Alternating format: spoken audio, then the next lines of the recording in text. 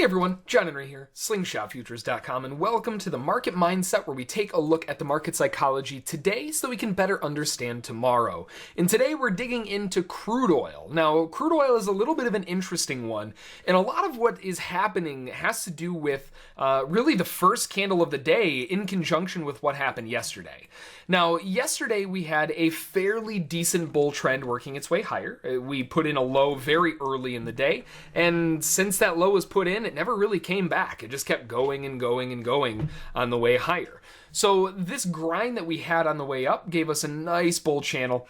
And at the very end of the day, you'll notice what they tried to do. They tried to break out, right? So they tried to break out very last candle of the day, and then we open up gap higher. Well, that's a little bit of a problem, right? If the sellers got in that at the very end of the day yesterday, they got screwed because they're opening up the next day way up here. They're not going to like anything about that.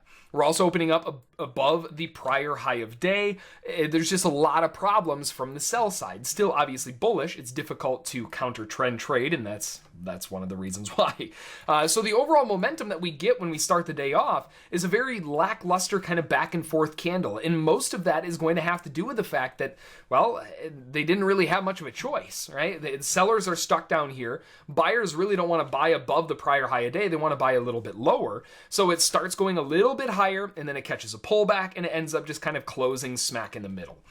So when you get this kind of candle, it's interesting what happens afterward. What's the reaction? What does the market think about this? And then we get the second candle of the day, inside. Third candle of the day, inside. Fourth candle of the day, inside. Now we're starting to see a scenario that we may just be in a very tight range to start the day off, and we could be stuck in this for hours if it can't get going.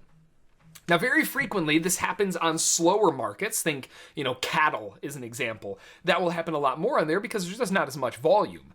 In this case, though, this is crude oil, and we're seeing that type of setup. So it's a little bit of a concern for further movement. So generally speaking, what you're looking to do when this type of scenario happens is to see what they want to do at the lows. There are going to be a huge amount of buyers at the bottom and a huge amount of sellers at the top, because any breakout after we've been stuck inside this one candle for this long, very, very likely it's going to fail. They don't have a good probability of breaking out of the range, at least in the first shot.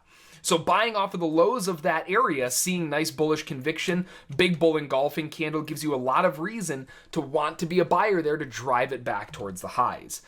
Now, when the sellers tried coming in, well, they didn't do so well, right? We had a nice sell drive off of 2, 3, and 4 on the way down, and when they got another chance to jump in, it completely fell apart, closed as a doji very near its highs, and then turns around onto a strong bull candle.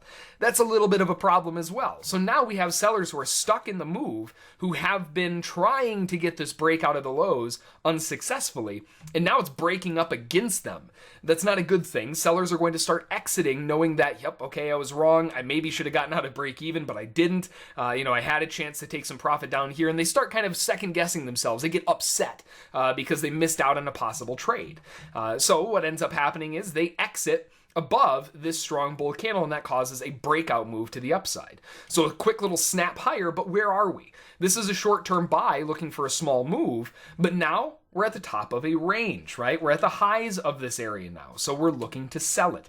We're buying the low, and we're looking to sell the highs. It gets a small little breakout through the highs, and a beautiful pullback right down to where the breakout point started in the first place. Great trade off of the highs for a sell, and then when we start pushing down there, what do we get? Well, the sellers that got stuck earlier, guess what? They were finally able to get out at break even again, and if they didn't take it there, they may have tried there, and they might not have gotten filled. So if they were greedy and thinking, okay, well, I let it go all the way up here, now it should go down to the lows, well, they should have got out of break even and they would have been fine. If they didn't, they tried to get out of break even and it likely didn't fill them. And when it came back again and missed them this time by a couple ticks, now they're thinking, I messed up. I messed up again. I screwed up the trade back here. Now I'm screwing it up here. I just need to get out, right? And the rest of the sellers who have been in the move, who should have got out of break even several times already, they're going to exit above that bull candle, and that causes another nice breakout.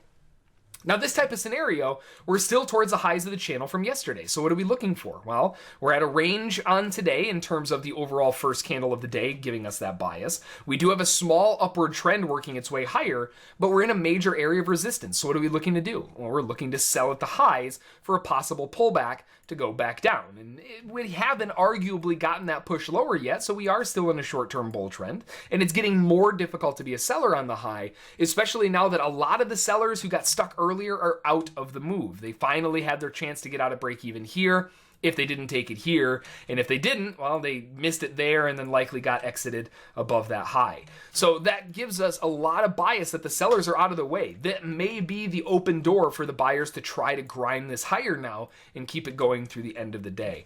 Overall, though, really great day of trading, just an awesome day of market psychology at play, and technical analysis had a pretty big part in it as well. But a lot of it really came just from the trapped traders on the wrong side of the trade. They got in, they got a little greedy. We've all done that before, I'm sure, and they paid the price for it. And that's usually what happens. They all exit in the same place, causes a nice breakout move. So hopefully you learned something, hopefully you found it interesting, and we'll see you next time.